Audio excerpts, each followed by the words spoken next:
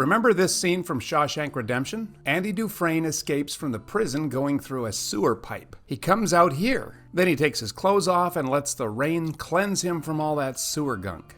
All this is packed with symbolism. The filth, the pipe, the storm, the clothes, and the rain. His leaving the pipe is obviously a rebirth. The clothes coming off represents the shedding of his old identity as an inmate. The rain is a literal rinsing him off, but it's also a symbolic cleansing, like baptism. Lest you think I go too far, the word redemption is in the title of the movie. What is symbolism? What is allegory? And how do we recognize these things and figure out what they mean? This is what we are going to cover in this video. So we've talked about imagery and metaphor in previous videos. For our purposes today, I'd like to offer a shorthand explanation of imagery, metaphor, and symbol, in the way that Lawrence Perrine does in my very old copy of Sound and Sense. Imagery is what it is. Like the white fluffy dog yapped incessantly.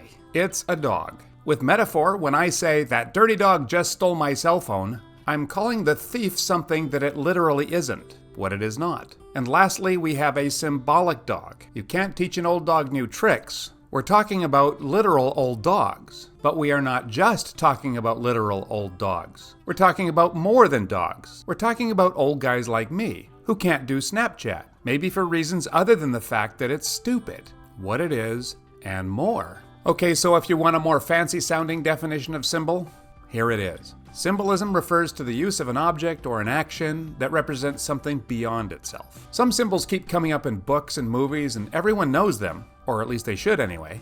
These are called universal or traditional symbols. Sleep is often symbolic of death. Colors can be symbolic, like white is often a symbol of purity, and green is a symbol of life. Butterflies are symbolic of transformation, and swans are symbols of grace. The violet, the flower, that's a symbol for transience, and an apple for temptation. And fog is a symbol for uncertainty. And the list goes on and on.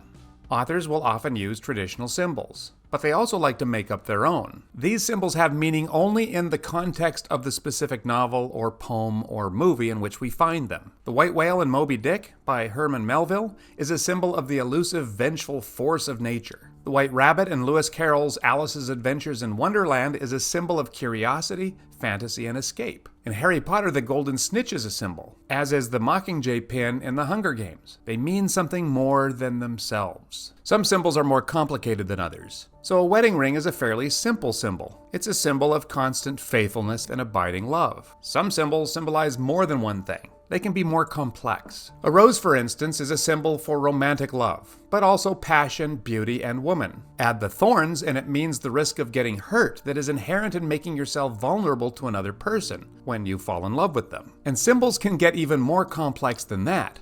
The One Ring in The Lord of the Rings? It symbolizes corruption and power, temptation, obsession, malevolence, the loss of identity, and the tenacity of evil, the burden of responsibility, and a test of character. And that's probably not a complete list. So symbols can be simple like a wedding ring, which isn't that simple, but it's not nearly as complex as the One Ring. Symbols are often objects, but they can also be actions or events. We've already talked about the breaking free rebirth scene from Shawshank Redemption. How about the three-finger salute in the Hunger Games? It becomes a symbol of defiance and solidarity against the oppressive capital. Planting Seeds in the Secret Garden by Francis Burnett, this action symbolizes growth, healing, and transformation. And then there's name symbolism. Truman Burbank is the main character in the movie Truman Show. Truman, the true man, represents humanity. He's the modern Adam who is not banished from Eden, but chooses to leave paradise to live free from Christoph, the showrunner of The Truman Show. Did you notice that name? Christoph? Another symbolic name. Winston Smith, the main character in George Orwell's 1984. This book was published right after World War II. The name Winston would certainly bring to the minds of the readers Winston Churchill, who was an exceptional character who led his country as it defied the Nazis. Winston Smith's last name, Smith, is the most common name in England. So Winston is a symbol of exceptionality and defiance, and he's also everyman. So how do you figure out if an object or an action or a name is a symbol or not? This can be tricky because not everything is symbolic. The necessary skills for finding symbols comes with practice, of course. But here are a few guidelines that can help you when you're looking for symbols in the poems, stories, novels, and movies you're reading and watching. Does it have more significance than its literal presence would suggest? There are a lot of objects and actions in poems and stories. Some of them fill out the setting, or they help to describe a character, or they set the mood or tone. So they're going to be important, but are they important to the central purpose of the story or poem? If it is important, it'll probably turn up more than once. Or it might turn up at an important time in the story. Another way you might be able to tell if it's a symbol is if the author draws particular attention to it, with compelling diction or a little more imagery or figurative language. And last, a symbolic interpretation of an object or event will make sense with the rest of the story or poem, and it will help to achieve the central purpose.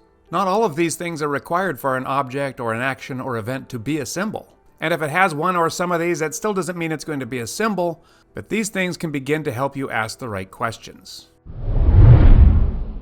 Let's talk about allegory. Allegory is related to symbol in that you've got an actual thing that represents something beyond it. In the case of an allegory, the literal thing is like a whole story, and the thing beyond it is like another whole story. C.S. Lewis's The Lion, the Witch, and the Wardrobe is an allegory. The story is about 4 children who go to a magical world that has a huge lion named Aslan in it. The lion is good. The White Witch is evil, and she tempts one of the children, Edmund, to eat Turkish delight and do other bad things. Edmund must die as punishment, but Aslan insists that he takes Edmund's place.